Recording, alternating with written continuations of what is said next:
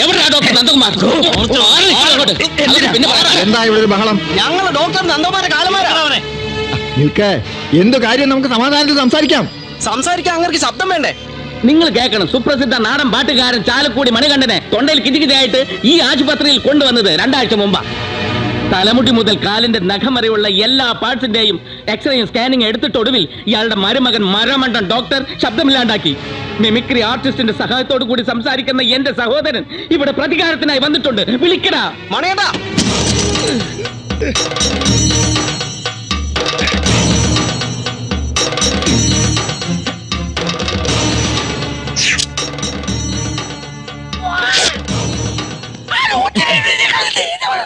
ആ ഡോക്ടറെ പുറത്തേക്ക് ഇറക്കി വിട. കഴുതണ മോനെ, കഴിവേരുണ്ട് മോനെ. നിനക്കെന്നെ ശരിക്കും മനസ്സിലായിട്ടില്ല. നീ പോടാ അമ്മായിച്ചും കഴുതേ. പോലീസിനെ വിളിക്കടാ. പോലീസിനെ ഞങ്ങൾക്ക് പുല്ല. ധൈര്യം കൊണ്ട് വിളിക്കണം മരപ്പെട്ടി. ഓ, ഇനിയിപ്പോ ആരെയാ ഒന്ന് വിളിക്കുക എന്റെ ഈശ്വര. നീ അവനെ ഏത് കോത്താഴത്തിന് ഒളിപ്പിച്ചു വെച്ചിട്ട്? അയ്യോ വേണ്ട, കോത്താഴ് മതി.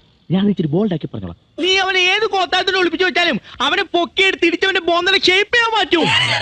കേറി നേരത്തെ ആശുപത്രി. നിൽക്ക് നിൽക്ക്, ഡോക്ടർ ഇവിടെ ഇല്ല. 1 മാസം കഴിഞ്ഞേ വരൂ. എവിടെ പോയി? സൈലന്റ് വാലി പോയിരിക്കുക. അവനെ തലയിലാക്കണ ആരും ഞാൻ ഏറ്റു. എപ്പോ കണ്ടാലും അപ്പം തട്ടും. കേരള വണ്ടിയില് പ്രിയപ്പെട്ടവരുമായ ശ്രീ ചന്ദ്രസേനൻ നിങ്ങളോട് സംസാരിക്കുന്നതാണ്.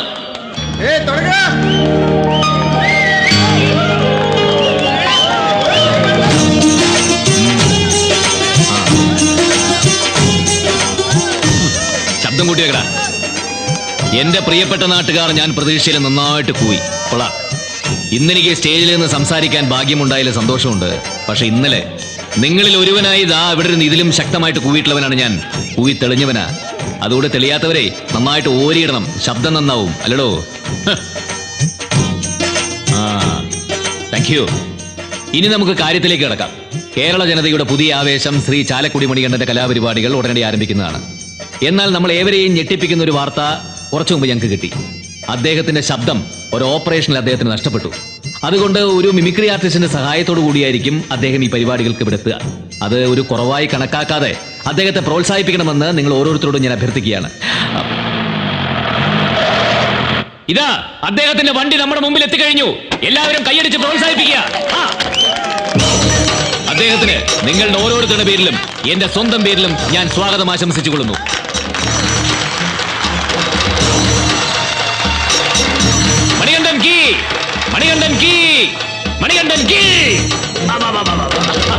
നിങ്ങൾ പ്രതീക്ഷിക്കാത്തൊരു തകർപ്പൻ പ്രകടനം കാഴ്ചവെക്കുന്നതിന് വേണ്ടി ശ്രീ മണികണ്ഠനെ ഞാൻ ഈ വേദിയിലേക്ക് ക്ഷണിച്ചുകൊള്ളുന്നു. മക്കളെ പിടിച്ചേ.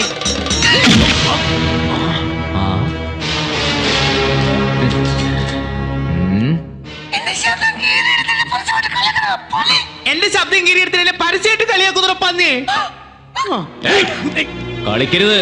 എനിക്ക് നോവുന്നുണ്ട്. നിന്റെ നാടൻ പാട്ടിനേക്കാൾ നല്ല നാടൻ അടിപണി ഞാൻ കാണിച്ചേരടാ.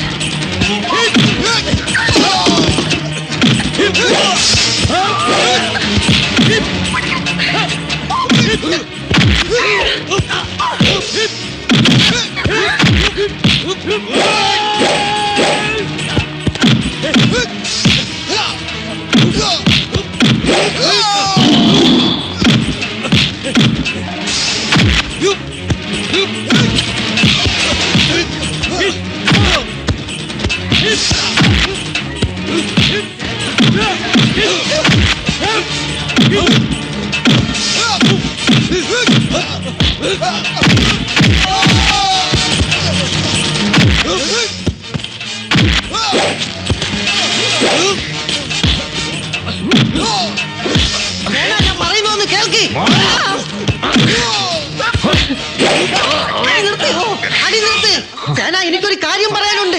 നിന്റെ അമ്മയ്ക്ക് അവിടെ ആകെ കുഴപ്പാ. വേഗം വാ. എന്ത് കുഴപ്പമാ? അമ്മയ്ക്ക് വിളിക്കുന്നോടാ. നിന്നെ എടുത്തോളാ. നിന്നെ കുറിച്ച് 100 പരാതികൾ കേൾക്കുമ്പോഴും ഒന്നോർത്ത് ഞാൻ അഭിമാനിച്ചിരുന്നു. ചീത്ത സ്വഭാവമൊന്നും ഇല്ലല്ലോ എന്ന്. ഇന്ന് അതും കേട്ടോ. ആരെന്ത് പറഞ്ഞു എന്നാ അമ്മ ഈ പറയുന്നത്? ശബരിമലയ്ക്ക് പോവാന്നും പറഞ്ഞ് ഇവിടുന്ന് കെട്ടുമെടുത്തിട്ട് ഗോവയ്ക്ക് പോയത് സത്യമല്ലേടാ? ഓ ശരിയാണ് എന്ന് കരുതി ഞാനൊരു പെണ്ണിന്റെ... വേണ്ട, ഇനി ഒന്നും പറയണ്ട. സ്വന്തം പേരക്കുട്ടിക്ക് വേണ്ടി ഈ തറവാട് തേടി വന്ന് യാചിച്ച് ആ കാർന്നവരെ അവിശ്വസിക്കാൻ എനിക്കാവില്ല.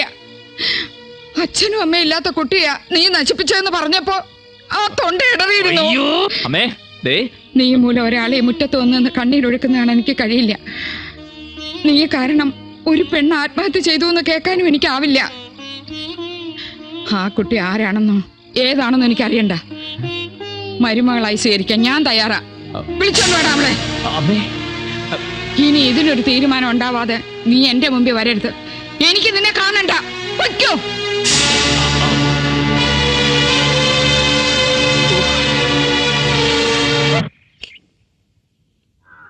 ഒന്ന് വേഗം കുടിക്കും മണിയേട്ടാ, വൈകുന്നേരത്തിന് മുമ്പ് കാസർഗോഡ് എത്തേണ്ടതാ.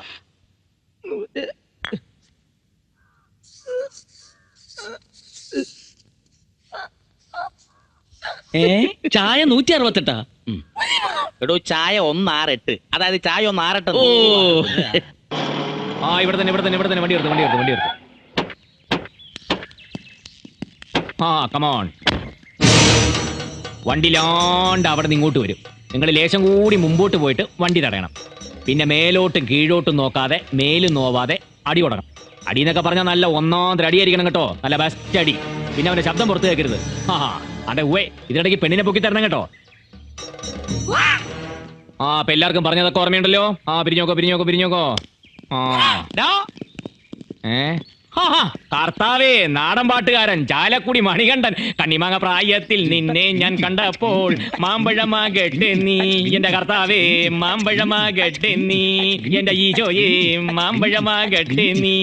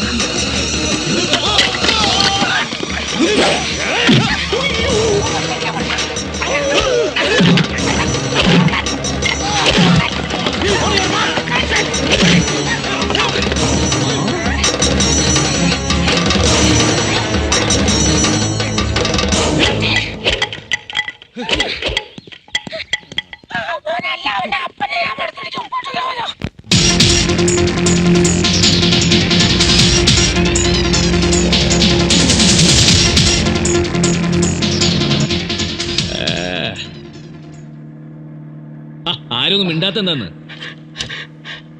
ഞാനൊരു മരണം മുന്നിൽ കാണുന്ന അവസ്ഥയില. വണ്ടിയുടെ സ്പീഡ് കുറയ്ക്കണം. വേണ്ട, എന്നെ ഒന്ന് ഇറക്കി വിട്ടാൽ മതി. എന്തിന്? ഇന്ന് എനിക്ക് പ്രമാദമായ ഒരു കേസ് ബാധിക്കാനുള്ളതാ. കോടതി പോകണം. ഈ ഞായറാഴ്ച ചെയ്ത് കോടതി? കോടതി അവിടെ ഉണ്ട്, പക്ഷെ കേസില്ല. എന്നാ എനിക്ക് സുഖമില്ല, ആശുപത്രി പോണ ഹെർണിയ. നിർത്ത്, എനിക്കൊന്ന് ഇറങ്ങണം.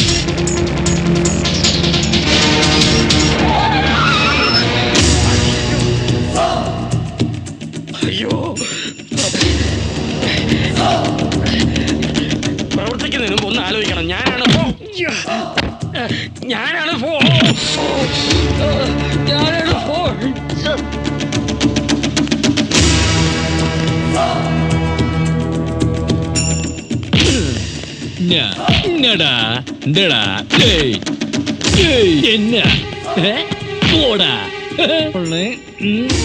തുടങ്ങാം.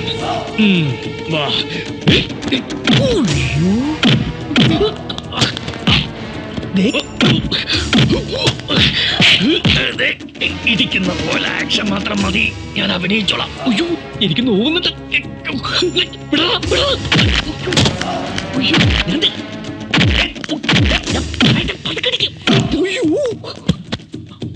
പറഞ്ഞ പ്രകാരം ഞാൻ വീട് കഴിഞ്ഞു.